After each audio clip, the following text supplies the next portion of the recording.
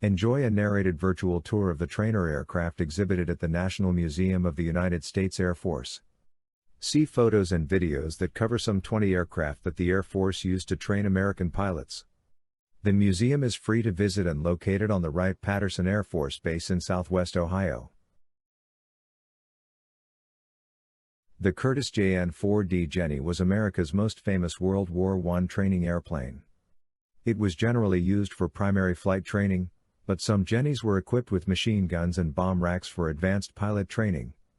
After World War I, the Army sold hundreds of surplus Jennies to civilians, and the airplane soon became the mainstay of the barnstormers of the 1920s, with many Jennies still flying into the 1930s.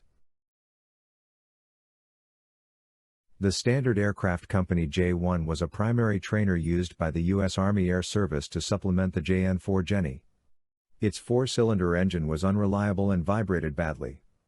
Even though the demand for pilots was high, all Standard J-1s were grounded in June 1918, with few production J-1s leaving their crates. Museum personnel completed a 2-year restoration of this aircraft in 1981. Dubbed the Tommy, the Thomas Morse S4C became the favorite single-seat training airplane produced in the U.S. during World War I. After the war, many Tommies were sold as surplus to civilian flying schools and ex-Army flyers. Many were still being used in the mid-1930s for World War I aviation movies, and several continue to exist in flying condition today. The Consolidated PT1 Trustee was the first Army Air Service training airplane purchased in substantial quantity following World War I. Aviation cadets in Texas and California flew it extensively during the late 1920s and early 1930s. The Trustee was so easy to fly that some students became overconfident, and were shocked when they advanced to faster airplanes with more difficult handling characteristics. The museum obtained this airplane from the Ohio State University in 1957. A military version of the civilian Ryan STA, the YPT-16 became the first monoplane acquired by the U.S. Army Air Corps as a primary trainer. It had a metal fuselage and wooden wing spars with fabric covering and external wire bracing.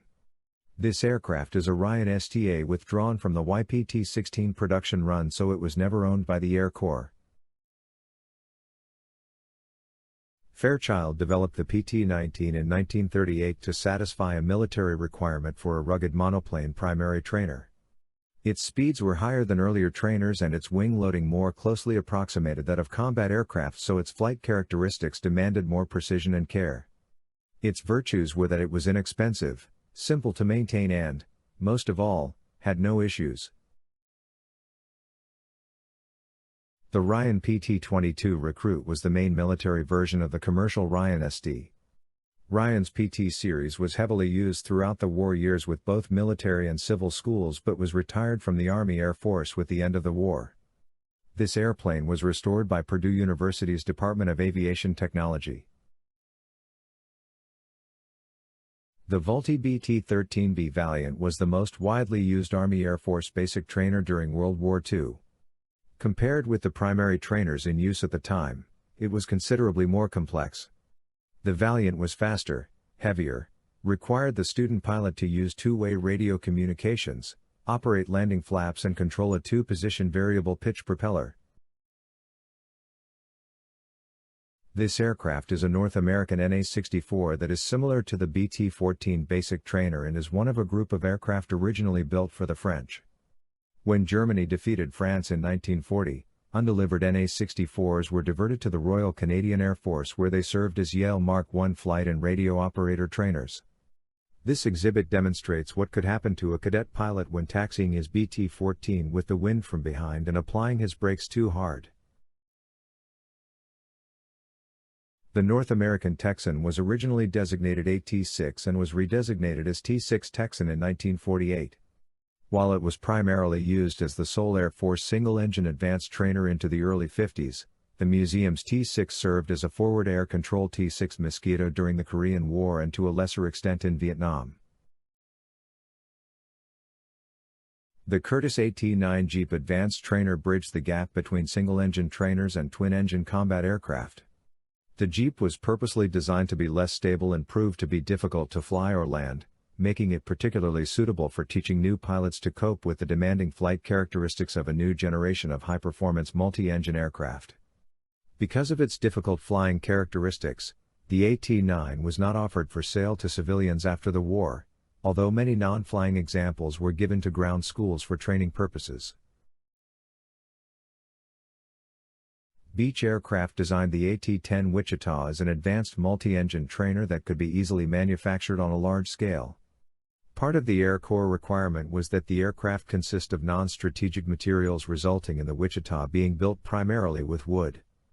The AT-10 had superior performance among twin-engine trainers of its type, and over half of the U.S. Army Air Force pilots received transitional training from single to multi-engine aircraft in them. Beech's AT11 Kansan was the standard U.S. Army Air Force's World War II bombing trainer, about 90% of the more than 45,000 bombardiers trained in them.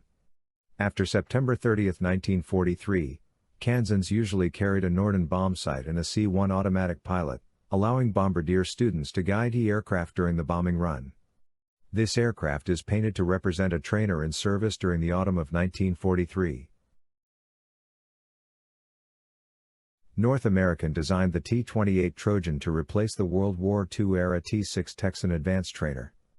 It served as an Air Force primary trainer from the early 1950s through the early 1960s. In 1962, more than 200 T-28s were modified to T-28D Nomad tactical fighter bombers for counterinsurgents warfare in Southeast Asia. The displayed aircraft is painted as a T-28B assigned to Ben Hoa Air Base in 1962, where U.S. pilots trained and flew combat missions with the South Vietnam Air Force.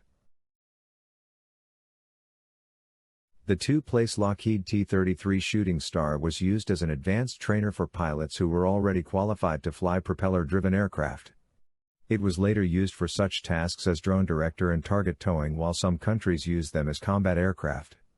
It served with the air forces of more than 20 nations over several decades. The U.S. Air Force used the Beech T34A Mentor for primary flight training during the 1950s. It remained the standard U.S. Air Force primary trainer until the introduction of the Cessna T37 jet trainer in the late 1950s. Following training in the Mentor, pilot trainees would advance to the North American T28A Trojan for intermediate training. The U.S. Navy and 10 foreign militaries also used the T-34. The Cessna T37 Tweet is a primary trainer used for teaching the fundamentals of jet aircraft operation and for flying on instruments, in formation, and at night. Side-by-side seating made it easy for the instructor to observe and communicate with the student. Over the decades, the Air Force made several attempts to replace the Tweet, however it remained in service into the 21st century. Northrop's AT-38 Talon's maneuverability also made it useful as a trainer, fighter lead-in, and as the first in a series of aggressor aircraft. The U.S. Air Force's relatively low air-to-air kill ratio in the Southeast Asia War led to the creation of the very successful aggressor air-to-air combat training program, where aggressor planes mimicked Soviet tactics. This Talon flew as a lead-in fighter trainer until its retirement in 1991. The Cessna T41 Mescalero trainer was a standard Cessna Model 172 light general aviation aircraft purchased off the shelf. Most went into service at various civilian contract flight schools located near air training commands' undergraduate pilot training bases. It was used as a lead-in aircraft for student pilots rather than have them starting in the T-37 jet aircraft. I hope you enjoyed this narrated virtual tour of trainer aircraft exhibited at the Air Force Museum. If you would like to tour other aircraft in this series, convenient links are found in the description section below this video. Here are YouTube suggested links on similar topics that you may enjoy viewing.